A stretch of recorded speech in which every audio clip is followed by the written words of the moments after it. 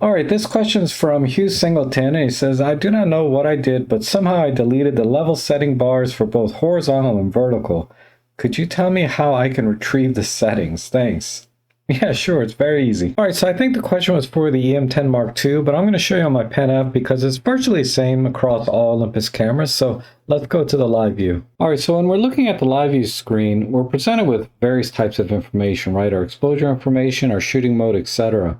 But we can customize this to some extent, like if we want to show our level meters or show our histogram or show like our highlight shadow indicators or warnings. And that can all be done through the menu. But once you set up those customizations, you can toggle through them by pushing the info button. So like right now, I'm showing the histogram. If I hit the info button, now I'm showing the level meters. So this is different information, right? And if I click it again, I'm back to the default panel, which just shows me basically my exposure information. And if I click it again, now I'm doing image only with no information around. So you can, maybe it'll help you compose a little better without those distracting elements, right? So that's all you do. And this is probably all you did was hit the info button. And that's why your level meters disappeared. But let's customize this a little bit, right? So let's go into the menu and then go down here to the custom menu, go into menu D, and then go down here to info settings, click over to the right, and then live view info, click over to the right. So image only just gives you a clean screen with no information, just the image. Custom one, we'll click over to the right. You can see that was our histogram, but we can also select our highlight shadow indicators and our level gauges, right? We can add all these at once, but let's just leave it on histogram for now.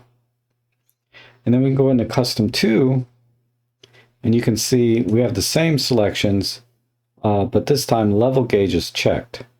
So what I'd recommend you try is just go into here and turn on your level gauge and your histogram, and just turn off custom 2. So now when I hit the info button, that's my image only. And now I have my histogram and my level gauges showing at the same time. I'll click it again, and then we get our default exposure and picture mode information. Click it again, this should take us back to image only.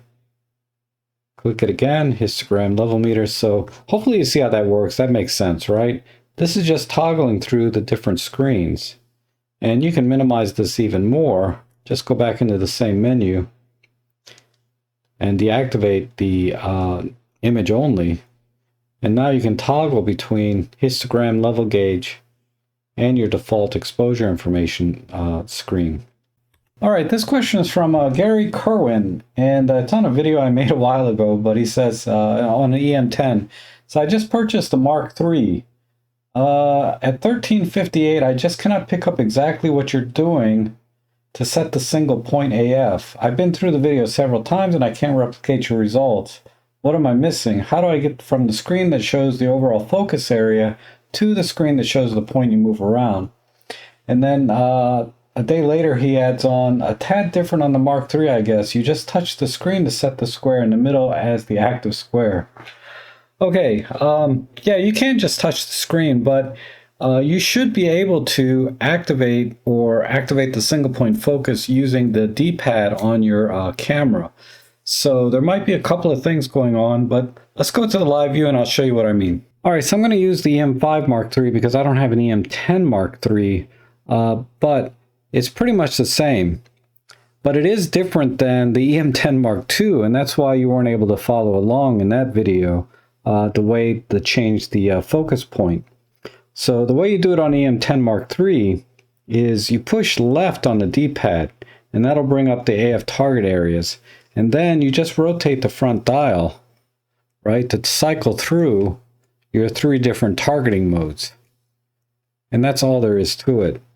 Once you've selected a single point, you can then use the D-pad to move that point around. You can use the rear dial, as indicated here, to change the face detect mode. So we'll just leave that off. that's how it's different. You can't just go like this and then push the up and down pad like I did in the other video. The E-M10 Mark III, the E-M5 Mark III don't do that. You have to do it by rotating the front dial. And then just once you have the target point that you want, you click OK. All right, this next question is from Sandra BCN, and I'm sorry it took so long for me to get back to you, but we've been corresponding in the comments section a little bit. But essentially her question is, she's programming her custom settings, right? Setting up her buttons and dials to different configurations for manual focus, etc. And the problem is she's not able to assign the lever function to a custom mode. And her primary question here is, what's the rationale behind that? And honestly, your guess is as good as mine. But what I can tell you is that the function lever is a very special button on the camera or dial. It's a lever, right? Because not only can you set it to change the focus area and target point, right?